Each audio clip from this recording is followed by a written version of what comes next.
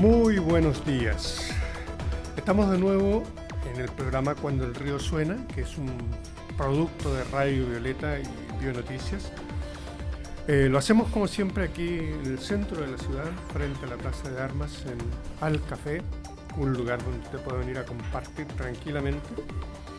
Y por cierto, es un programa que se transmite, o se retransmite más bien los días domingos, en la tarde, a través de Radio Diferente en Concepción. Todos programas online. Está por ahí la inquietud de sumarse a algunas nuevas líneas que lo vamos a confirmar la próxima semana, que van a retransmitir también el programa a nivel local, a nivel provincial, y vamos a hacer el esfuerzo para que esto siga creciendo, sin lugar a dudas. Preocupaciones hay muchas, sin lugar a dudas. Si usted se fija, a partir de las noticias, hay un dato interesante que lo vamos a conversar, que tiene que ver con que ha habido un aumento en el número de personas que hoy viven en situación de calle. Es un dato que es preocupante porque es parte de la realidad que nos toca vivir. Otro dato interesante para el caso de Los Ángeles en particular, ayer estuvo la visita en el Colegio de Profesores, donde hubo una reunión ampliada de uno de los dirigentes del movimiento No Más AFP, don Luis Mesina. Y la verdad es que yo hice el gran esfuerzo de poder estar en ese encuentro. Creo que la ciudadanía en general requiere muchísima información respecto no solo de lo que está aconteciendo con la AFP en términos de lo que nos ofrece, sino en términos de la propuesta que la No Más AFP tiene para resolver una situación que es tan compleja. Y yo siento que ahí hay una desinformación muy alta de parte de la ciudadanía, porque evidentemente tenemos solamente, yo creo que aquí hay un tema de los medios de comunicación, en el sentido de que jamás se han visibilizado, o por lo menos no se han difundido lo suficiente, o no se le ha dado tribuna, por ejemplo, a estos voceros de No Más AFP, porque curiosamente, por ejemplo, en la reunión de ayer no había ningún medio de comunicación local abordando el hecho. Es decir, no hay ningún interés en recoger opiniones alternativas, es la impresión que a uno le deja, digamos. Entonces, creo que es un gran tema a conversar. Y otro tema que ha aparecido en la palestra pública en el último tiempo tiene que ver con estamos en la discusión de lo que tiene que ver con la carretera hídrica. Un proyecto, un megaproyecto que hace largo tiempo está situado, pero que también se desconoce mucha información respecto a eso. Para conversar todos estos temas que hemos planteado, los primeros tres, creo que pueden surgir otros temas, hoy día me acompaña, vamos a ser dos en el panel, Belén Villagrán, con quien estamos aquí, y con quien entonces vamos a dialogar, vamos a conversar. Pareciera ser que las duplas van a ser como permanentes, porque la semana pasada estuvo Manuel junto con Teresita Ectara hablando de los temas regionales y del rol que cumplen los consejeros, cosa que me parece muy, muy interesante. Bueno, por desgracia cada uno de nosotros tiene distintas labores, ocupaciones que hace que no siempre podamos estar a panel completo, pero todos estamos comprometidos con el programa. Teresita vendrá una vez al mes, pero va a estar aquí. Juvenal también le pasa lo mismo, ha asumido una serie de compromisos también, pero estando los que estamos podemos conversar y podemos hacerlo bien. Así que vamos a iniciar la conversación con Belén y le voy a dejar que ella sea la que ponga el primer tema en la mesa para que podamos discutirlo, conversarlo más que discutirlo, analizarlo quizás. Sí, a mí me parece que los temas que abordaste o que mencionaste igual se relacionan entre sí. Hablamos de No Más AFP por una parte, que es como el sistema de pensiones nos afecta, y hablamos de las personas en situación de calle, que son dos temas que se interrelacionan bastante. Sí, claro. El dato que dio la subsecretaría del Servicio Social plantea que hay 2.000 personas más en situación de calle que el año anterior, y que las personas en situación de calle bordean las 14.000. O sea, que es una población bastante importante. Sí, claro. Se focaliza más los datos respecto de qué sucede en la región metropolitana, pero nosotros también podemos verlo en nuestra región. Podemos ver que también ha crecido la población en situación de calle en la octava región. Sí, claro. Lo que pasa es que en la percepción ciudadana muchas veces se tiene la sensación de que con las políticas sociales que se implementan desde el gobierno, ese número en teoría debería tender a disminuir. Claro. Y la verdad es que las cifras nos están demostrando que no se está disminuyendo, a pesar de todo lo que se diga respecto de política social. Entonces hay que saber por qué está creciendo. Sí, igual en ese mismo sentido ayer ocurrió un hecho bastante polémico en la Cámara de Diputados por la votación de los proyectos inmobiliarios, del proyecto de integración social. No sé si estaba un poco al tanto Sí, de claro, eso. sí, claro. Vamos a analizarlo también, digamos. Sí, yo creo que eso también hace relación en el cómo entendemos que estas políticas sociales que tienen que ver con la vivienda y con el bienestar de los ciudadanos, hoy en día están favoreciendo más a los empresarios que a la ciudadanía en sí misma. O sea, Sí, claro. si nosotros analizamos el proyecto de integración social que se votó, los mayores beneficiados hoy en día son las inmobiliarias y no son las personas, ya que se habla de que va a favorecer a la clase media porque van a tener la posibilidad de optar a mejores viviendas que las viviendas sociales que hoy en día se entregan, Sí, claro. pero van a ser viviendas de alrededor de 100 millones de pesos y si lo pensamos bien, como lo planteaba el diputado Jackson ayer, para que una persona pueda acceder a una vivienda de ese costo necesita tener 2 personas con un ingreso cercano a los 2 millones y eso ya se escapa de la realidad nacional de la clase media. Sí, claro. Mira, hay un dato interesante que lo discutimos la semana antes pasada, cuando estuvimos con Manuel González, a propósito también de una noticia nacional que tenía que ver con el no pago de impuestos territoriales por parte de gente que tiene propiedades, digamos, de lujo, en sectores de lujo, y que finalmente han eludido durante mucho tiempo el pago de impuestos territoriales. Incluso nos recordábamos en esa ocasión que el mal ejemplo, digamos, de presidentes de la República, el propio Piñera, Michelle Bachelet, que tenían propiedades ahí a la orilla del lago Caburga, ¿cierto? Y que durante más de 30 años simplemente no pagaron impuestos. Y lo que hace el Servicio de Impuesto Interno, argumentando mil cosas, digamos, es que finalmente les condonan eso. Y mucha gente, en términos de propiedad, digamos, tiene propiedades por las cuales probablemente no están pagando impuestos territoriales. Entonces nosotros colocábamos el tema aquí en la zona como para saber, digamos, si efectivamente en esta expansión urbana, porque Los Ángeles ha crecido mucho, hay muchas parcelas de grado hacia afuera, hay muchos metros cuadrados de vivienda construidos. No sabemos si eso se ha hecho, por ejemplo, el cambio de uso de suelo, no sabemos si esos impuestos territoriales se están pagando. Entonces hay una desinformación muy grande respecto de todo esto que tiene que ver con especulación inmobiliaria, porque, por ejemplo, los loteos se han multiplicado y muchos de esos loteos no tienen, digamos, un sustento legal. Por tanto, tenemos un problema serio que tenemos que revisar a nivel de todas las municipalidades. El tema fue nacional, pero hay que aterrizarlo necesariamente a nivel local y yo creo que esos temas, necesariamente la autoridad tiene que informarlo a la ciudadanía. Entonces aquí lo que está ocurriendo es que nadie, ni el Servicio de Impuesto Interno, ni las municipalidades, entregan información para que la ciudadanía esté enterada respecto de lo que está pasando con ese impuesto en particular, por ejemplo. Sí, yo creo que además podemos ver con lo sucedido esta semana en Valparaíso que la calidad de las viviendas tampoco es la adecuada. Que es otro gran tema, digamos. Tema tremendo que también constantemente está vulnerando los derechos de los ciudadanos de Chile. Sí, Tenemos el terrible caso de la casa que se derrumbó y que hay más de 6 fallecidos, pero eso no es un tema aislado, no es una vivienda en Valparaíso, o sea...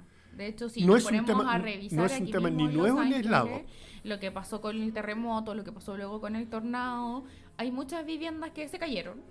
En Los Ángeles todavía había muchas viviendas de adobe del 2010 que están súper propensas aún a seguir cayéndose. Sí, claro. O sea, hay poblaciones enteras que las viviendas son súper viejas, que además son familias que generalmente son de escasos recursos y tampoco van a gastarse un montón en remodelar su casa, ni tienen un lugar de donde irse, Claro.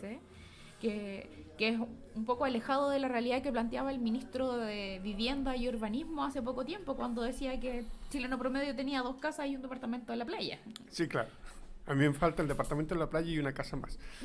O sea, me falta todo. Claro, sí. Lo que pasa es que es contradictorio que la autoridad entregue cifras que en definitiva no se cumplen porque, fíjate, a propósito, tú recordaste recién el tema del tornado, digamos, que estuvo no solo en Biobío, sino también en Talcahuano. Sí. Yo tuve la ocasión de conversar con gente de Talcahuano. La verdad es que el 60% de esas personas van a recibir un subsidio. El otro 40% no lo recibe por distintas razones legales. Por ejemplo, que la propiedad haya sido una herencia. No tienen derecho al subsidio. Si estaban arrendando, no tiene Si derecho estaban a arrendando, subsidio. tampoco tiene derecho a subsidio, ¿te fijas? Entonces hay una serie de requisitos que hacen que finalmente mucha de la gente que fue dañada no va a recibir apoyo del gobierno. Pero eso no se lo dicen desde el inicio, ¿te fijas? No, de hecho hay mucha gente que reclama que se le ha tramitado, que en una primera instancia se le dijo que no era beneficiario, luego Claro. en otra reunión se le dijo que sí y ahora de nuevo se le dijo que no. Claro, y los que son beneficiarios, por otra parte, digamos, han tenido que esperar un largo periodo y en el intertanto, digamos, han tenido que suponer sus propios recursos para poder resolver el tema, porque tampoco podemos estar esperando 30, 60, 90 días. O sea, la gente lo que hace, saca plata a través de sus amigos, a través del crédito, a través de quien quiera, digamos, y va buscando una manera de resolver el tema. Lo hace de una manera práctica. Y el recurso, felizmente, para los que lo van a recibir, les va a llegar tarde, pero finalmente les va a llegar. ¿Te fijas? Sí, igual es complejo porque volvemos al tema de las cifras. Finalmente se usan unas cifras, pero que en final no son reales porque se habla de que el 87% de las personas ya recibió el beneficio, el 87% de las personas que cumplía con los requisitos, Así es. no el 100% de los afectados. Entonces, tendemos a manipular estas cifras porque decimos, bueno, ese 87% cuánto es en realidad en número de las personas afectadas y nos damos cuenta de que tiene que estar bordeando el 30, Más menos. el 25. Más menos. Más menos. Cifras más, cifras menos. Fíjate que a mí, si bien es cierto, evidentemente uno se tiene que respaldar con cifras, yo siempre digo que detrás de las cifras lo que hay son personas, son seres humanos, es personas que de una u otra manera vivieron una situación compleja y que necesitan resolverla, ¿te fijas? Entonces, claro, probablemente si no tienen derecho al subsidio, porque legalmente no les corresponde, bueno, pero los recursos los van a conseguir en la banca y la banca no va a ser precisamente caritativa para prestarles la plata. Tenemos un comentario en la transmisión que nos plantea que además la ley me imagino que es la ley de integración social, pretende terminar con el derecho a la toma de terreno que debe rehusar las organizaciones del Comité de Allegados y de las Familias Sin Casa, que en su caso particular, allá en Villa Cañada, en el norte de Lo Prado, están celebrando 49 años con su toma de terreno. Entonces las tomas son legítimas según él y a mí me parece que también las tomas son legítimas hasta cierto... o sea, de una forma adecuada, sí, además, claro. Hay tomas históricas en Chile. O sea, si la gente no se toma el terreno porque quiere, sí, claro, se lo toma porque lo necesita. En términos de historia, digamos, la mayoría de las ciudades urbanas, en el caso de Los Ángeles en particular, fueron mayoritariamente tomas, digamos, todo lo que es hoy día el extramuro de la ciudad. El sur de Santiago. El sur de Santiago también, digamos. Bienvenido, Manuel, a todo esto. Sí. Sí. ¿Qué tal? Buenos días, buenas tardes. Tomas que por lo que te dicen ahí, Belén, tienden a regularizarse con el tiempo, ¿no es cierto? Sí, así pero igual debemos entender que tampoco todas están regularizadas y que también tienen un componente histórico y cultural, identitario de la sociedad chilena. Yendo al presente, sí, la mayoría tienden a regularizarse. Da la impresión que el Estado, y concretamente el Ministerio de Vivienda y Urbanismo, tiene un programa que apunta precisamente a... Pero con esta ley que se votó ayer, que es la de integración social, que además le otorga muchísimos recursos a las inmobiliarias y no a los sujetos de derecho que finalmente tienen que acceder a estas viviendas, como plantea el chico o no sé qué edad tiene, pero la persona acá en la transmisión va además en una línea que prohíbe la toma de terrenos y que por ende también va... no permitir que estas se regularicen, porque las va a buscar disolverlas. Sí, claro, pero yo creo que es una parte del fenómeno. Fíjate, a mí me preocupa una cosa que es más de fondo todavía, que tiene que ver que para poder acceder a una vivienda, actualmente, bajo la lógica actual, digamos, tú necesariamente tienes que optar a un subsidio. Necesariamente. Y depende del ingreso que tenga, entonces el tipo de subsidio que vas a recibir. Sí. Y dentro de esa lógica, digamos, de acceder a la vivienda, tú lo que te encuentras básicamente son intermediarios para acceder o para comprar la vivienda. Entonces, un intermediario natural para las municipalidades son las llamadas EGIs, que son contratistas, en el fondo, que están inscritos en la municipalidad, que organizan a la gente, presentan proyectos, lo hacen. Las EGIs están dependen del Ministerio de Vivienda. Sí, claro, pero operan Sí, fundamentalmente sí, más hacen que de claro, nexo ahí con... operan más bien a nivel, digamos, en la conexión con las municipalidades, digamos, porque finalmente es la municipalidad la que va a tener que autorizar todo eso, sino, más allá, digamos, de que de pronto desde el punto de vista administrativo tengan cierta, como dice, controles de parte del serbio en este caso, digamos. Pero finalmente todo lo que es vivienda es intermediado. Entonces hoy día no existe, por ejemplo, lo que se denomina la autoconstrucción, que durante muchos años se dio, por ejemplo. Claro, denominamos autoconstrucción cuando existe un terreno, propiedad de un terreno, ¿ah? Y las personas construyen conforme a sus medios, sin recurrir a la dirección de obra, ni tener la autorización con permiso de edificación, no. Construyen, hay un sitio de eriazo, digamos, claro. Y resuelven pero ir construyendo sí, claro, conforme pero habitualmente, a los por medios. ejemplo, Esto se llama autoconstrucción. Sí, claro, pero por ejemplo, una cosa que fue autoconstrucción, por mucho que se diga lo contrario, ¿no? Fue la situación de la Villa Génesis en su origen, porque eso fue un loteo. Bueno. ¿Qué es lo que hizo la gente en ese loteo? Digo, porque no estaba dentro del plan urbano, pero sí, partamos de esa lógica, digamos. ¿Qué comenzaron a hacer ahí? Es digno de análisis. De análisis, un planteo muy distinto. Sí, claro. Pero acuérdate que fue la década del 90 en que un especulador comenzó a vender terreno, claro. En fin. Pero esos especuladores todavía están, los loteos todavía siguen ocurriendo. Sí. Y en muchos lugares... Ahí sí que hay autoconstrucción. Claro.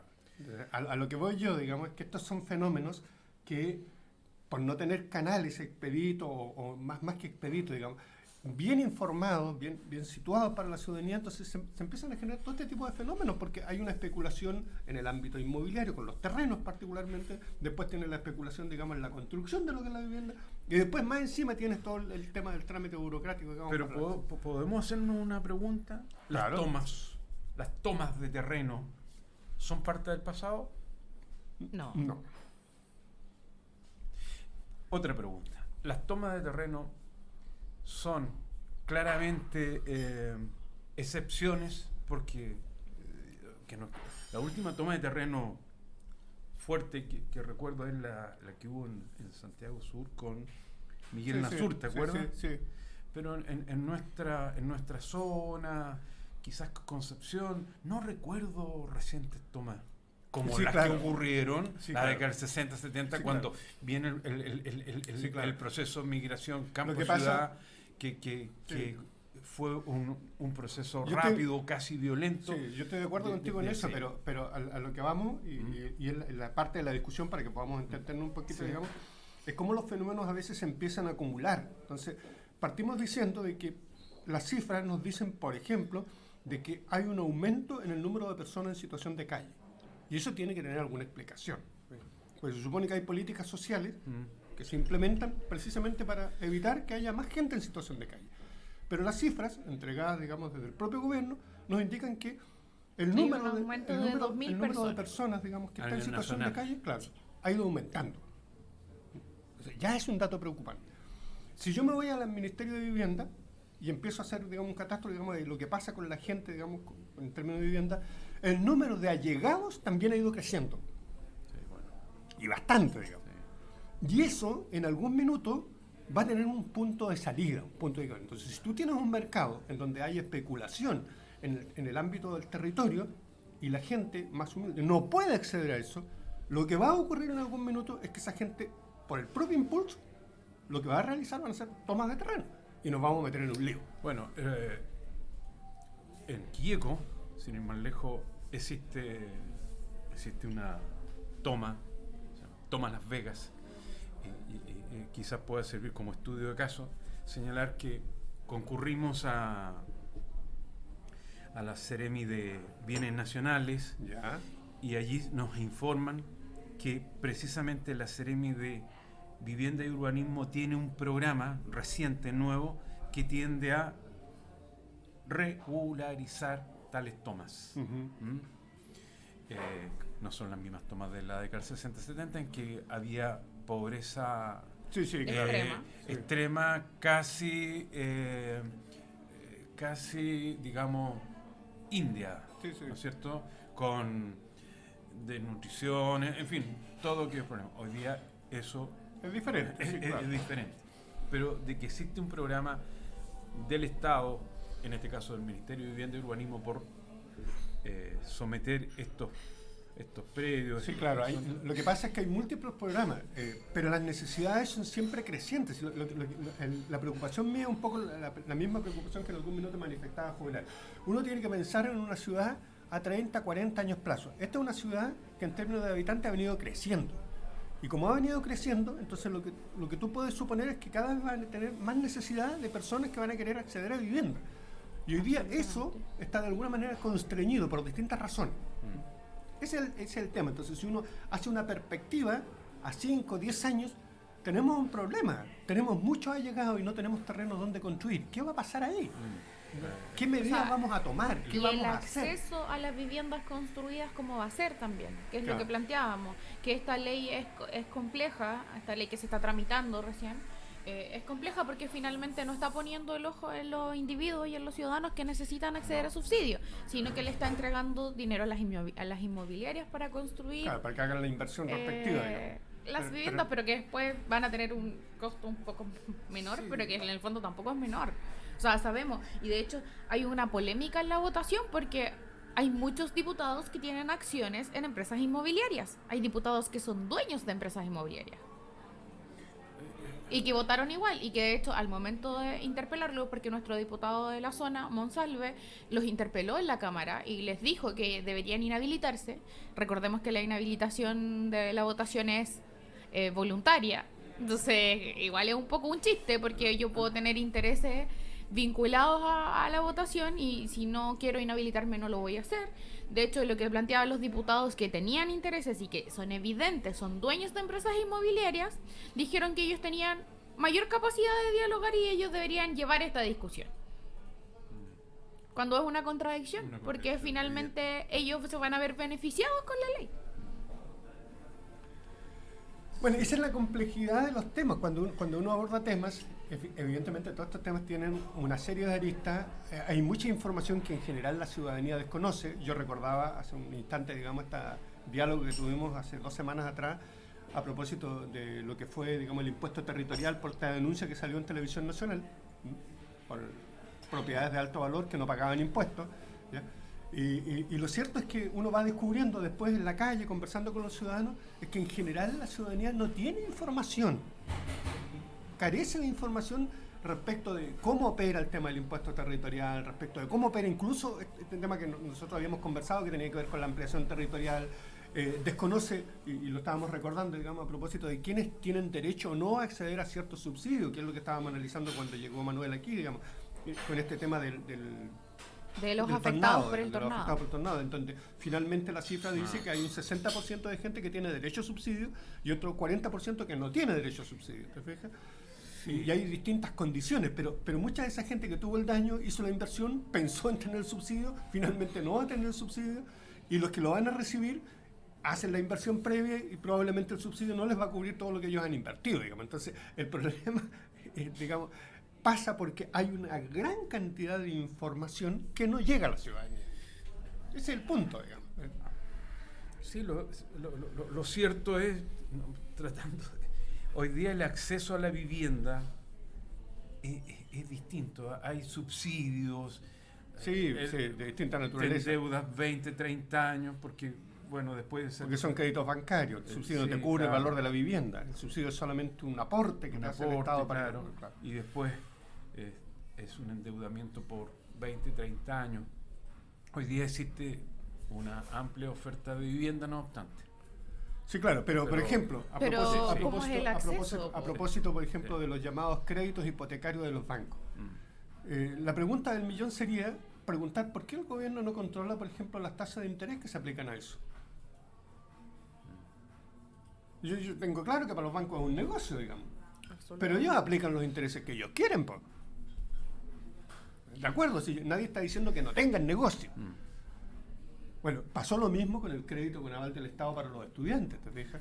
¿Qué hacía el banco? Cobraba intereses altísimos. finalmente, para evitar una mayor explosión social, ¿qué es lo que hizo el gobierno? Simplemente limitó el interés. Hoy día, digamos, los créditos que se prestan a los estudiantes para que puedan estudiar tienen tasas máximas convencionales fijadas por el Estado, ¿te fijas?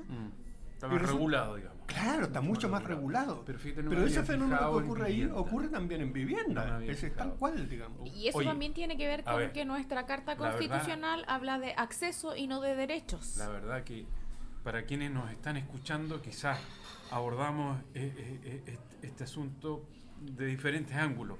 Sí, claro. Y se han puesto a pensar respecto de la calidad de la vivienda. También pero por supuesto, recién lo acaba de mencionar a propósito de lo que ocurrió en Valparaíso, digamos. Oye, se ha puesto a pensar que aquí en Los Ángeles, en el sector poniente, existe casi prácticamente una comuna nueva y de donde se han originado ya algunas demandas colectivas respecto de una inmobiliaria por la mala calidad de la vivienda. Sí, claro. Hecho que quedó al desnudo en el terremoto del 2010, y cada cierto tiempo cuando algunos vecinos, algunas familias quieren hacer una ampliación y se encuentran con que esta casa le falta quizás varios aspectos que resolver. Entonces, calidad de la vivienda, eso es muy importante, porque también hay un negocio. Sí, claro, lo que pasa, por eso digo que si uno hace la proyección, empieza a hacer la proyección, recordemos que lo primero que hizo desde el punto de vista de la política gubernamental es hacer que la construcción de vivienda garantizara el acceso a los servicios básicos que correspondían agua, luz y alcantarillado. Porque muchos de los terrenos que antiguamente eran toma y todo, no tenían ni alcantarillado, ni agua, ni luz eléctrica, y por tanto lo que ni trazado de calle. Entonces, lo que primero hizo, buscó garantizar esa parte de la historia. Eso, claro, se ha venido cumpliendo, pero se ha venido cumpliendo en desmedro de ¿qué? En desmedro de lo que acaba de señalar, de la calidad de la vivienda.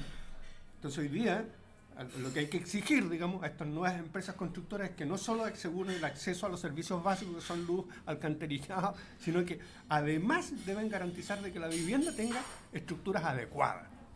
Sí, claro. Y ahí es donde empezamos un problema. Entonces, cuando aparecen este tipo de viviendas, entonces, ¿a quién se acusa en primer lugar? A la municipalidad, porque se supone que la municipalidad tiene que fiscalizar eso. No, sí, y en algún minuto, digamos, dice, ya, pero ¿y la municipalidad que tenía que fiscalizar? ¿Por qué no lo hizo? Porque hoy día entonces decimos que son la calidad de malas viviendas. ¿Quién es el responsable de que eso no haya ocurrido? ¿La municipalidad entonces? Demandemos a la municipalidad. Igual, además, hay otro punto complejo en la calidad de la vivienda, que es la accesibilidad. O sea, si tú vas a la Vía de los Profesores, que son viviendas sociales, todos los dormitorios están en el segundo piso, que son 2 dormitorios. Sí, claro. ¿Qué pasa con la población adulto mayor? ¿Qué pasa con la gente que luego tiene situación de discapacidad por algún accidente? No, pero y también hay un caso a considerar. Hay viviendas específicas que son un número limitado. Sí, al momento de la postulación hay un porcentaje que no recuerdo en este instante, que no es destinado no vislumbramos el envejecimiento de la población. Sí, claro. Bueno, ¿qué pasa con un adulto mayor? ¿Cómo sube la escalera? Van saliendo una y otra. Accesibilidad calidad de la vivienda, acceso al crédito. Tú accedes a una vivienda, pero ¿cómo? ¿En qué términos? Claro. ¿En qué condiciones? Y ahí nuevamente aparece un concepto que aparece cada vez que analizamos diferente. La usura es como el cáncer de todas las relaciones. O la usura, el cáncer de la sociedad en la que estamos viviendo. Sí, claro. Aprovecharse de la familia que tiene más necesidad. Claro, y que necesita cumplir con este anhelo de tener una casa, la casa propia, ¿no es cierto? Y para eso, 20, 30 años... Igual ahí me gustaría tomarme una palabra que acabas de mencionar, que es el sentido de la propiedad. Yo creo que suena súper utópico, que es que yo creo que la raíz de todos estos problemas es la propiedad privada, pues la necesidad de adquirir, de que esté a tu nombre algo, cuando en el fondo lo que tenemos que tener en cuenta, o lo que a mi juicio deberíamos tener en cuenta por el buen vivir, es que toda la gente tenga un techo donde residir. Y hay países que lo han solucionado, en que las viviendas son del Estado y se las prestan a los ciudadanos. Sí, pero ya todo, que es todo, bastante utópico, pero también tiene que ver con cómo entendemos las necesidades, porque finalmente también nos vendieron el, comillas, sueño americano de la casa, el auto, el perro, el gato, la familia heteropatriarcal, porque además la familia hetero de la mujer y el hombre con los niñitos, muy bonitos, que ojalá sean una parejita. Tal vez ahí o sea, también nos vendieron un sueño innecesario. A lo mejor nos arrancamos a otro debate con eso. Quizás, nuevamente insistir, el 80-85% hoy en día de la población vive en ciudades. O sea, está bajo... Están las áreas urbanas. Las áreas urbanas. Cada vez más, pues si hay una migración fuerte del campo a la ciudad. Claro, entonces, ¿qué hace falta discutir, analizar estos asuntos? Hace falta. Sí, claro. Hace falta, y quizás hasta desde el punto de vista de la educación cívica, decirle a la persona, oiga... Y mirarlo en toda su complejidad, porque recordemos que cuando tú te vas a la ciudad y uno dice acceso a la vivienda y dice acceso al agua potable, recordemos que a propósito de agua potable hace poquito tuvimos problemas en Osorno. Y si uno habla, por ejemplo, y si por ejemplo decimos acceso a la energía eléctrica, la verdad es que los costos de la energía eléctrica, digamos, hacen que para muchas familias ya se transforme casi en un privilegio, ¿te fijas? La última alza fueron el 10% de la energía eléctrica a propósito de los cambios en el dólar, por ejemplo, fruto de esta guerra comercial chino-estadounidense. Entonces la gente no entiende, la gente sencilla, común de la calle, no entiende por qué tiene que subir tanto la luz, digamos, porque el análisis que hacen dicen, pero nosotros producimos luz, tenemos aquí a un par de kilómetros, digamos, dos centrales, digamos, producción hidroeléctrica, digamos, ¿qué tiene que ver el dólar? Y a mí me lo han preguntado. Entonces uno tiene que dar 1000 explicaciones, digamos, respecto de cómo operan los sistemas económicos y cómo eso se calcula, ¿te fijas? Pero eso es a contrapelo de las necesidades de la gente, ¿te fijas? La preocupación mía va por esa vía, digamos, porque el acceder a la vivienda es parte del problema, porque después tienes que pagar todos los servicios. Tú pagas por tratamiento de agua servida, pagas por agua potable, pagas por luz, pagas por gas, pagas por conectarte a internet, pagas por un millón de cosas, po. Entonces, aparte de que ninguno de esos servicios tampoco te pertenece. Ojo con eso, digamos. Tú no eres propietario ni del agua, ni de la luz, ni siquiera de tu casa, porque tal como dices tú, si está la casa hipotecada a 40 años, la casa es del banco, no es tuya. Cuando termine de pagarla será tuya. Pero cuando ya la termine de pagar voy a estar endeudado en otras cosas, por tanto, en realidad, ¿qué es lo que tengo? La pregunta es nada, porque recordemos todo el debate que se armó, por ejemplo, a propósito de cambiar los medidores. ¿Qué es lo que decía la compañía eléctrica en este caso? Digamos, los medidores son nuestros. Y van a pasar a ser un activo de la empresa, no de la Entonces, gente. Pero la gente lo iba a tener que pagar. ¿Qué es lo que decía la gente común? Bueno, pero si el medidor es de ustedes, cámbienlo ustedes, ¿por qué me cobran a mí? ¿Te fijas? Claro. Entonces, yo apelo más bien al sentido común. Y ese sentido común, la manera de orientar a la ciudadanía es entregándole información. Es diciéndole, mire, ¿sabe qué? Lo que pasa con el costo de la energía eléctrica es que están estos fenómenos de por medio. Lo que pasa con el agua es que están estos fenómenos de por medio. Lo que pasa con la vivienda, el acceso a la vivienda y los subsidios, es que están estos otros fenómenos de por medio. Esa información la ciudadanía no la dispone. Y nosotros, que somos parte de estos medios, digamos, y hacemos el esfuerzo por tratar de informar, entonces tenemos que colocar los temas en la mesa para que la gente los analice, los discuta. De acuerdo, pero ¿y el ciudadano qué hace al respecto? ¿Qué puede hacer? Mucho. Primero organizarse, pero, como regla. Las juntas de vecinos se tienen que organizar. Pero, yo puedo decir hartas cosas, digamos, pero la primera regla es organizarse. Pero estamos lejos de eso, ¿eh? Sí, claro. Porque claro. Quizás lo que planteaba acá recién Belén, ya el problema se origina cuando se discute y cuando se promulgan leyes. Ya el asunto viene cocinado, estamos... Sí, claro. Incluso más, yo diría que antes de organizarse, incluso una cosa más elemental todavía, informarse. Informarse porque... Igual además eso se vuelve complejo en una sociedad como la nuestra, donde la gente no tiene tiempo. O sea, de hecho, y ahí podemos tomar otro tema que ha estado súper en la palestra hoy en día, que son los dos proyectos que existen respecto de flexibilidad laboral o reducción de jornada laboral a 40 horas. Que además el proyecto del gobierno tiene una pillería escondida que hoy en día está saliendo a la luz, que es la posibilidad de extender la jornada laboral máxima a 13 horas. 13 horas. O sea, tenemos 24 en el día y quieren que la jornada máxima sea de 13 horas. A mí eso me resulta súper complejo porque además, ya, la persona duerme 8. ¿Cuántas horas le van a quedar de las 24? Para comer, para transportarse. El transporte. Sí, Que además claro, hoy en día el transporte, transporte sobre todo se en la come grande, la mitad sobre del todo en la tiempo. grande urbe. Una persona ¿En qué gasta momento nos 2-3 informamos? horas ¿En qué diarias momento nos en organizamos? transportarse a un- Sí, claro. a ¿En qué su momento lugar de nos trabajo. hacemos cargo de la familia? Sí. Pero que no quede en el tintero también lo siguiente que estaba recordando en relación a la vivienda, que también han mejorado las condiciones de materialidad de la vivienda en sí mismo. Ha aumentado la superficie, el tipo de... Ya la vivienda social esa de 36 metros que había hace, no sé, 10, 15, 20 años atrás, ya no existe. Hoy día Sí, claro. se construyen viviendas de mejor calidad, mayor superficie, con más urbanización, con sedes sociales, con áreas verdes. Es decir, hoy día hay otro... Sí, claro, otra sí, claro. calidad de vida. O sea, pero Y es porque también se ha ido mencionar, cumpliendo con y antes- mínimos. Claro, sí.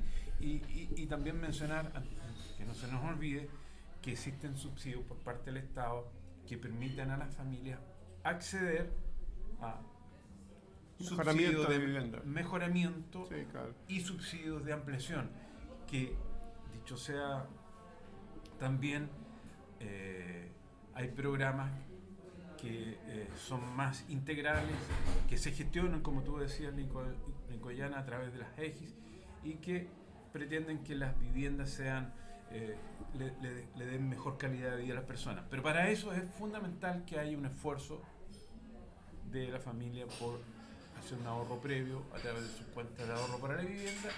Son organizados a través de juntas de vecinos o de comité, y estas se han organizado estupendamente Sí, claro. bien. Y acabas Recuerdo de la comuna de mencionar Tucapel, por ejemplo. otro tema complejo, pues, Sí. Manuel. El ahorro. ¿Cómo ahorramos en una sociedad de consumo como la de hoy en día? Donde en verdad la capacidad de ahorro de la población, de la clase media, no es tanta como parece. Como Pero no es fíjate, la pero nos que vamos a encontrar debería. con una sorpresa de que efectivamente los programas han tenido hasta ese en este aspecto han tenido éxito. Hay gente que se organiza, que accede a estos programas con ahorro, y para eso, bueno, existen diferentes fórmulas, desde un bingo a, no sé, y otras cosas, y la comunidad reúne fondos y puede postular. Mira, una clase financiera, que de repente la gente también olvida esto de las clases financieras. Hoy día la gente escucha mucho hablar del mercado de capitales. El mercado de capitales opera a través de la bolsa, y donde tú, digamos, lo que colocas es dinero, digamos, a disposición de. Fíjate que el principal recurso financiero que tiene el mercado de capitales hoy día es la plata que nosotros les aportamos vía AFP. Vía FB, así es. El principal recurso financiero en el mercado de capitales. Que es una suma. Entonces, las empresas, los grandes empresarios, acceden a ese recurso financiero a una tasa de un 4%. O sea, ellos compran esa mercancía con un 4% de interés. Y a su vez, esas mismas empresas nos ofrecen a nosotros créditos de consumo. Ahí tenemos todos los servicios. Que salir a la calle, ¿no? Claro, donde salir a la calle, ¿no? Eso de revisar el teléfono, porque Claro. además hoy en día, como tienen Que acceso a el nuestros promedio- teléfonos, nos mandan mensajes. Claro, que si uno sigue, todos los días. Claro, que si uno sigue el dato del mercado financiero, el promedio de esos Tasas de créditos interés. es del 22%. Es decir, yo le pido prestada la plata que es tuya, que está a través de la AFP, a un 4%, y yo te la presto a ti mismo a través de crédito de consumo con tasas promedio del 22%. O sea, en la pura pasada me gano plata, con tu plata. Dime si eso no es... Oye, ¿Es un dato financiero nomás? Es tan me gustaría, sencillo, es tan sencillo. me gustaría que hubiese explicado más esto, a ver, con... Sí, claro, es decir, a ver, los bancos, si tú dices, porque estábamos hablando del ahorro, Sí. eso para los bancos es captación. Ellos captan recursos. Tú eres un cliente, ¿sí? Usted quiere colocar la plata, sí. ¿Y cuánto te ofrece un banco, digamos, si tú le pones una cantidad de plata determinada? No, vete. ¿Cuánto te ofrece un banco en captación? Nada. No sé, Nada. el 1% quizás, no sé. Pero seamos generosos y digamos que nos ofrezcan un 4% anual. Siempre que tú no muevas tu plata, se la prestas al banco durante un año, un 4% anual garantizado. Eso es lo que te dice el banco, para captar tus recursos. Pero al revés, el banco coloca recursos a través del crédito.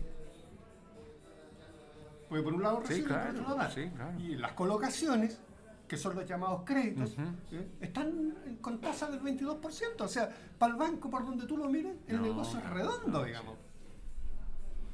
O sea, en buen chileno, igual en te buen confunden chileno, con las tasas y con los números. O sea, sí, si uno claro, mira, por porque la gente ejemplo, no ahora tiene esa información, tienen que tenerla transparente. Por ejemplo, si uno mira televisión, lo más probable es que haya visto algún comercial de Líder o de cualquier banco que ofrezca créditos de consumo.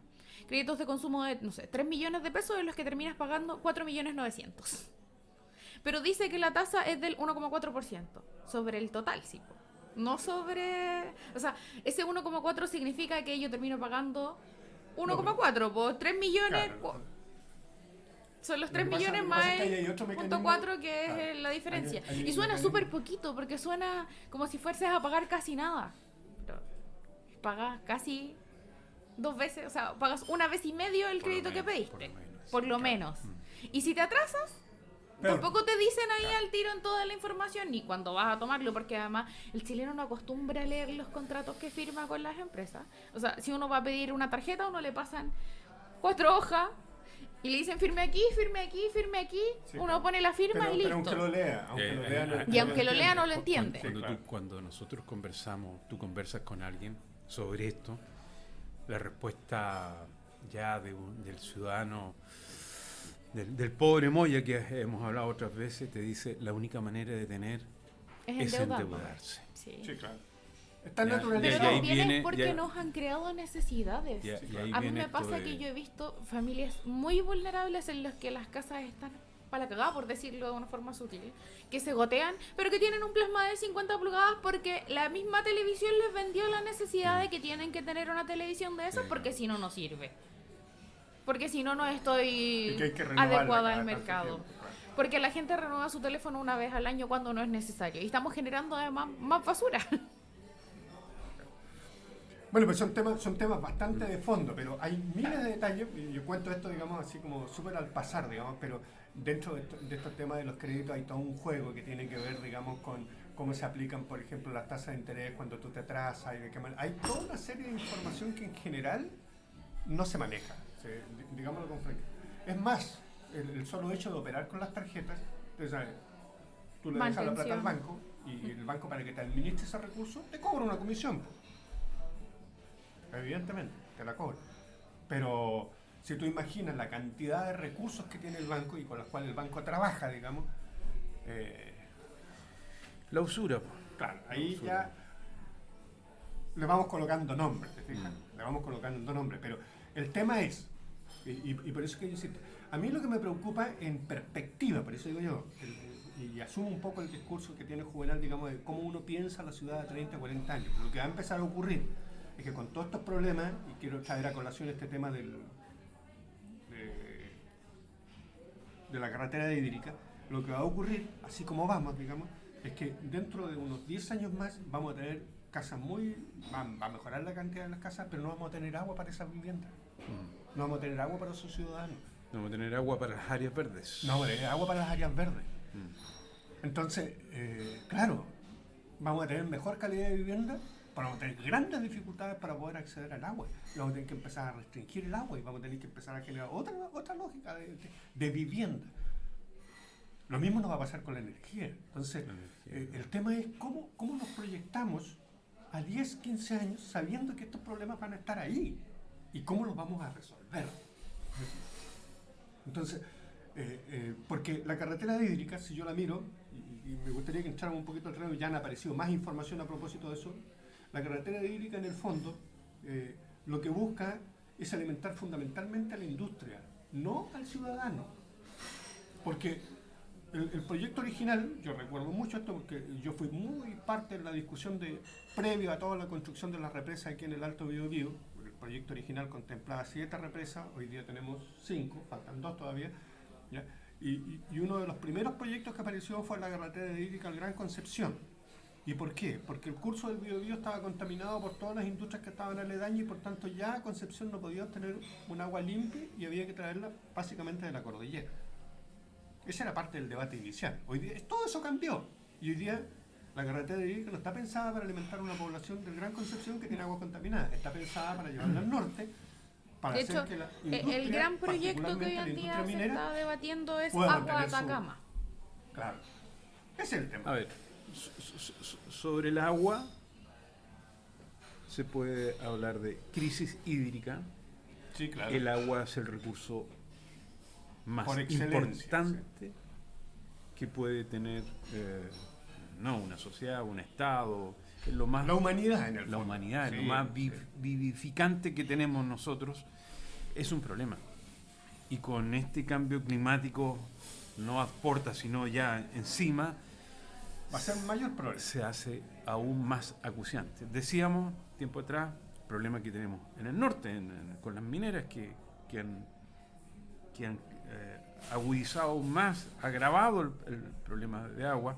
Eso se multiplica después en la zona de la cuarta región, quinta región, donde hoy ya están desalinizando agua de mar. Sí, así es. Ahora, ¿qué se entiende? Quería preguntarte, ¿qué se entiende para aquellas personas que nos están escuchando por carretera hídrica? Me gustaría saber, discutir aquí entre nosotros, ¿cuál es el propósito? Tú lo dices que es para resolver problemas de la industria y sí, no claro. de los ciudadanos. Sí, claro. Este es un proyecto del Ministerio de Obras Públicas, ¿o no? Sí, claro. Del Está Estado. discutiéndose en el Ministerio de Obras Públicas. Ya. O sea, es que en verdad hay varios proyectos, como decía Lincoln, porque todo esto surge por la necesidad de que, claro, había acá en Concepción primero, pero después se entendió que en verdad tenemos un déficit de agua en muchos lugares, y el proyecto que hoy en día está en el MOP y que se está discutiendo para ver si es de interés público y pasa a otras discusiones con la ciudadanía, es el de Agua Atacama, que es un proyecto que busca llevar agua desde el río Biobío hasta la región de Atacama. ¿Para qué?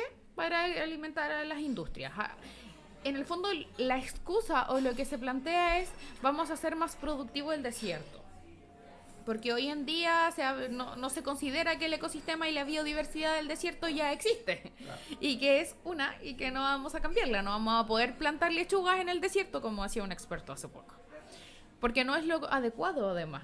Pero lo que busca finalmente es transportar el agua desde el Biobío. Lo que se está planteando ahora es que sea cerca de donde está la desembocadura, porque su excusa es que que el agua se desperdicia al irse al mar, pero no se entiende que además ese es un proceso que permite la biodiversidad y que por algo ocurre. La naturaleza es sabia y se nos olvida de repente, ¿no? Entonces lo que busca este proyecto, como decíamos, es llevar el agua desde cerca de la desembocadura del río Biobío hasta la cuarta región. Tercera. Ya no se nombran, pero ya no se nombran con números, pero hasta Atacama. Claro. ¿Para qué? Claro. Para las industrias. ¿Cuál va a ser la industria que se vea mayormente beneficiada? La minería de nuevo. Porque finalmente, ¿en qué se va a invertir? En llevar el agua, pero el agua va a tener un costo al final de este proceso. ¿Y quiénes pueden pagar ese costo? No son las personas que viven en sus casas y necesitan más agua potable. Lo que pasa es son que las es industrias. Un recurso limitado que es cada vez más escaso, porque la preocupación tiene que ir de la siguiente manera, digamos. Todos nosotros sabemos, a propósito del calentamiento global, que la cantidad de agua dulce ha ido disminuyendo dramáticamente. Es el 1% del agua que existe en el planeta. Pero ha ido disminuyendo. O sea, si tú miras, digamos, cómo se alimentan, por ejemplo, la mayoría de los acuíferos que hay a nivel nacional, son por los hielos en la cordillera. Cada día tenemos menos hielo en la cordillera, por tanto cada día tenemos menos acceso a agua. El punto es ese, digamos. Es más, si tú te pensaras en una carretera que viniera, por ejemplo, desde Campo de Hielo Sur hacia el norte, digamos, también están metidos en un gran problema, ¿te fijas? Porque han ido retrocediendo los hielos, digamos, a una velocidad impresionante, digamos. Por tanto, no tenemos tampoco la capacidad de garantizar que ese recurso sea sustentable en el largo plazo. Por tanto, tú lo primero que tienes que hacer es empezar a priorizar. ¿Quiénes son los que van a utilizar el recurso? Entonces, primero, consumo humano. Segundo, agricultura. Y tercero, después lo... Y eso es lo que plantean los expertos también. No hay una normativa legal del uso del agua. en Chile Claro, no el estamos agua- los porque el humanos agua no primero nos- que las industrias. Claro.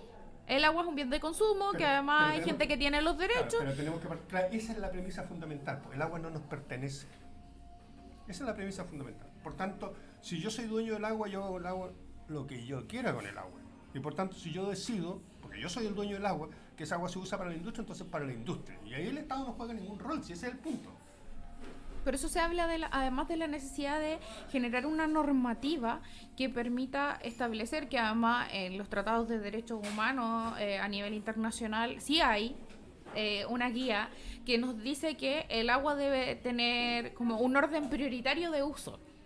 Y ese orden prioritario de uso son las personas, Los asentamientos humanos. los bienes y servicios como vitales. Sí, claro. Y luego Agricultura, ya hay que que empezar a habitualmente ordenar lo que, claro, que debería ir la agricultura antes que la industria, debería ir un montón... O sea, la mantención de la biodiversidad debería estar antes de la industria también.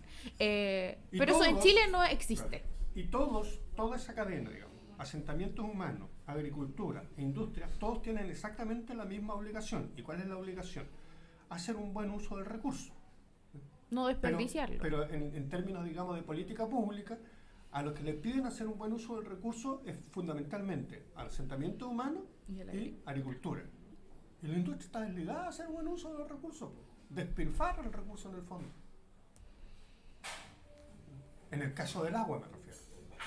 Porque han mejorado mucho tecnología en otras cosas, digamos. Porque hay que reconocer, por ejemplo, que en algunas áreas, en algunos ámbitos, han hecho muy buen manejo, por ejemplo, para reducir el consumo de energía.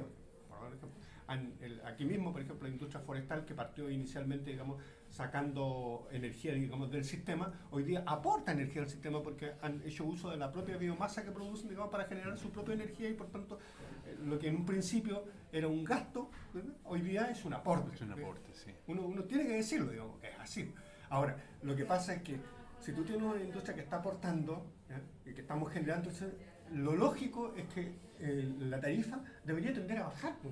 Pero tampoco ocurre eso, ¿te fijas? O sea, podemos producir más energía, sea por biomasa, sea porque tenemos mucha capacidad de producción de energía, pero resulta que la tarifa no baja, la tarifa sube. ¿Y por qué sube? Entonces ahí uno vuelve otra vez a decir, ¿por qué sube? Porque aquí hay un privilegio. Pues, ¿quién hace uso de la energía? Volvemos de nuevo, asentamientos humanos, industria. ¿Quién debe pagar la energía más cara? La industria, ¿no? Porque si tú le aplicas más industria, lo que hace la industria es traspasar ese costo al ciudadano. Por tanto, finalmente, ¿quién termina pagando todo? El ciudadano. Pobre Moya. Pobre Moya otra vez. Chuta. Entonces, la complejidad de eso pasa porque efectivamente el Estado, en términos más allá de los gobiernos, tiene que jugar un rol distinto en el desarrollo de país. Ese es el punto clave desde mi perspectiva. De hecho, retomando algo que tú mencionaste, hay muchos expertos hoy en día están analizando el proyecto de carretera hídrica y hay varios que plantean que la desalinización del agua de mar no es tan alocada porque en los últimos años el proceso se ha ido mejorando, ha tenido mejoras sustanciales. Entonces finalmente la inversión que se va a hacer en la carretera hídrica, si se hiciera en plantas desalinizadoras, tal vez sería mucho más eficiente a largo plazo, entendiendo los problemas de calentamiento global que planteaba Lincoln. Que no se piense que lo que está diciendo Belén es una barbaridad, una utopía, un carril, digamos. No. Comuna de la Ligua, quinta región me parece que es. Desalinización de agua de mar. Sí, claro. ¿Y quién no te dice que la región metropolitana tenga que recurrir a eso en un par de años más? Sí, claro. Porque lo que tú acabas de decir, Lincoln, efectivamente, cada vez, producto de una serie de variables, el agua es un bien más que preciado, escaso, difícil, y tenemos agua de mar. O sea, de hecho vemos cómo se lo están peleando las grandes potencias también. ¿Sabe por qué tengo la preocupación? ¿Sabe por qué tengo la preocupación yo? Que si uno lee las noticias rápidamente, nosotros, aquí en el de Mayeco, se va a generar hoy día los proyectos eólicos más grandes que hay, por lo tanto vamos a tener mucha generación de energía vía eólica. Tenemos en el norte, por ejemplo, la zona de Antofagasta, energía solar. La energía solar instalada. Entonces, estamos produciendo energía eólica, estamos produciendo energía solar, tenemos energía hidroeléctrica. Ya de acuerdo, o sea, ¡Qué maravilla! Estamos produciendo energía que va a significar desarrollo para Chile, que va a significar que la energía para los ciudadanos sea más barata. Mentira. Vamos a tener más energía eléctrica, vía eólica, vamos a tener más energía solar, vamos a tener más energía eléctrica y no va a ser más barata para el ciudadano. Mentira. Y tampoco va a tener más desarrollo para el país. Tampoco es cierto eso. ¿Y por qué, me dirán algunos? ¿Por qué tan pesimista? Por cómo ven el mercado, ¿no? Sí, es un negocio. O sea, y además es un tema de mirar de quién son las industrias en Chile. No son de los chilenos. Las grandes empresas de la minería, las grandes empresas de las hidroeléctricas, los que van a instalar los campos eólicos. No es una inversión chilena, es inversión extranjera. Entonces, ¿quién se va a llevar la plata?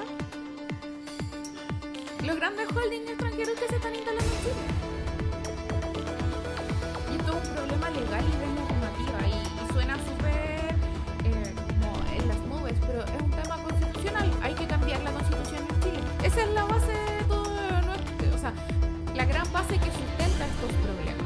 ¿Qué pasa? Que en Chile tenemos derecho al acceso y no tenemos derecho a las necesidades básicas. Tenemos derecho al acceso al agua, al acceso a la educación, al acceso a la vivienda, pero no a cosas en sí mismas. O bien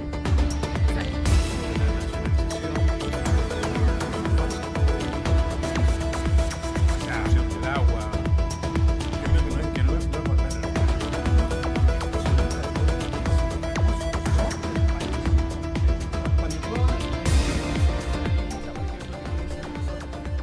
Si el país no es de nosotros, o sea, ¿qué están defendiendo en términos de soberanía? Si el agua no te pertenece, los minerales no te pertenecen, ¿qué está defendiendo usted? O sea, en esos términos, si hay un conflicto, tú no irías a defender el país, digamos, porque ¿qué soberanía vamos a defender, dirías tú? Sí, Te claro. lo planteo así. Sí, claro, ¿qué soberanía está defendiendo? Claro. O sea, en el fondo, si vas a defender los intereses Sí, claro. de una corporación transnacional. Eso es lo que vas a defender. Si vamos más lejos, estamos enfrentados a un gobierno mundial, digamos. No hay. Pero claro, Sí, claro, con todos estos temas de globalización. Por tanto, algo de soberanía hay que recuperar. Y lo más básico a recuperar son aquellos que la ciudadanía o el ciudadano común, el de a pie, emplea cotidianamente. Yo creo que uno de esos recursos que necesariamente hay que nacionalizar es el agua. El agua, sí. Pues el agua no puede ser Sí. un bien comercial, no, pues, es una necesidad humana, por tanto, es un recurso, desde mi perspectiva, que tiene que ser inmediatamente nacionalizado. Así de simple. Ahí no admite discusión, digo. Quizás de otros recursos sí podemos entrar a discutir que sí, que no, que aquí, que allá, pero con el agua no se puede, pues. Con el agua no se puede. Esa es una gran discusión también. Yo soy partidario de muchas más cosas. Tengo la impresión. Recuerda sí. tú que yo culturalmente soy mapuche, nosotros decimos, nosotros no somos propietarios de la naturaleza. Nosotros somos parte de la naturaleza. Por tanto, tenemos que aprender a respetarla, claro. ¿Te fijas? Pero ocurre que el pensamiento Winca no es así, pues el pensamiento Winca es que ellos son dueños de todo, son dueños del aire, dueños de los pájaros. El sentido de la propiedad. Claro, el sentido de la propiedad. Si los pájaros no nos pertenecen, si los árboles no nos pertenecen. Entonces, nosotros lo que tenemos que aprender es a convivir con la naturaleza, no a apropiarnos de la naturaleza. Es un discurso a contrapelo del mercado de hoy, digamos, que hace que todo esto tenga efectivamente un propietario, a tal punto, ¿ya?, que hoy día no se te ocurra pensar, porque más de alguien va a inscribir lo que tú piensas a su nombre. La propiedad intelectual también existe, ¿te fijas? El conocimiento le pertenece a alguien y tú pagas por eso, ¿ves? Porque aquí en el caso de Chile ha llegado al ridículo, digamos, de que hay gente que incluso ha inscrito en la luna su nombre, ¿ves? Sí, claro. Yo puedo inscribir, por la vía legal, digamos, puedo inscribir tu nombre, Manuel González, digamos, y lo inscribo a mi nombre y después te cobro porque tú estás usando un nombre que yo lo inscribí y me pertenece a mí. Mira lo absurdo. ¿Te fijas? Bueno, a Ricardo Lagos creo que le pasó. Yeah. Ricardo Lagos, padre, digamos. Yeah. Ah, sí. Cobar, sí, pues, alguien inscribió el nombre de él, digamos, lo inscribió, digamos. Como una marca. Como una marca, claro, y como tuvo una que ir a marca juicio, digamos, registrada. para poder recuperar eso que Porque- era su nombre. Porque a lo mejor no podía ni siquiera hacer una publicación Ricardo Lagos con su nombre porque... Claro, porque había alguien que lo tomó Que y lo lo había inscribió, tomado. digamos, ¿te fijas? Bueno, Nos entonces- están apurando. Claro, eso es como... Es el colmo de absurdo, colmo, pero existe. Pero es la realidad, digamos, es lo que nos toca vivir ahora, digamos. No es que yo sea complicado en eso. Pero bueno. Queda para debatir en el próximo programa. Esto que es inacabable. Dejamos pendiente un gran tema que a mí me gustaría discutirlo y que todos nos preparamos para eso. Yo estuve en la reunión de Noma FP ayer y creo que hay muchísima información que la ciudadanía desconoce a propósito del sistema de seguridad social. Yo creo que sería un gran punto de discusión, digamos, porque es un tema que va a estar ahí absolutamente instalado, digamos, desde siempre. Y yo dejaría planteado eso como si tú quieres plantear otro tema, no hay problema, cualquiera de nosotros puede plantearlo. Para el próximo programa, dices tú. Podemos invitar a alguien también de la agrupación Noma FP para que la discusión también tenga otro carácter, digamos. No me incomodaría para nada, digamos, porque creo que es una gran preocupación. Yo estoy a puertas de eso, digamos, y de hecho no me he deprimido, no sé por qué, pero ya debería deprimirme, porque ya sé que voy a pasar violentamente, digamos, no sé si a situación de calle, pero te quedan 5 años. Claro, no, menos, 3 menos, años. Sí, Claro. Bueno, es complejo. Pero bueno, se nos acaba el tiempo. Le agradecemos a todos los auditores la paciencia que tienen, digamos, de escucharnos y les sugerimos que nos propongan los temas también que pueden incorporarse a la discusión. Nosotros somos absolutamente abiertos, nos pueden criticar, nos pueden... lo que quieran hacer. Menos lincharnos. Claro, aun cuando los tratamos de interpretar el sentir de nuestro auditorio, que es el sentir de la inmensa mayoría de los problemas que analizamos acá. Así que nos vemos el próximo sábado, espero en el mismo lugar, aquí en el café, y por cierto, el programa es retransmitido el día domingo a través de Radio Diferente y Concepción. a las 15 horas. A las 15 horas, y probablemente ya lo voy a comunicar la próxima semana, algunos otros medios se nos van a sumar, digamos, a esta transmisión para que vayan guiando. Y pueden encontrar todos los programas en Bio Noticias también. Muchas gracias, nos vemos la próxima semana. Nos vemos.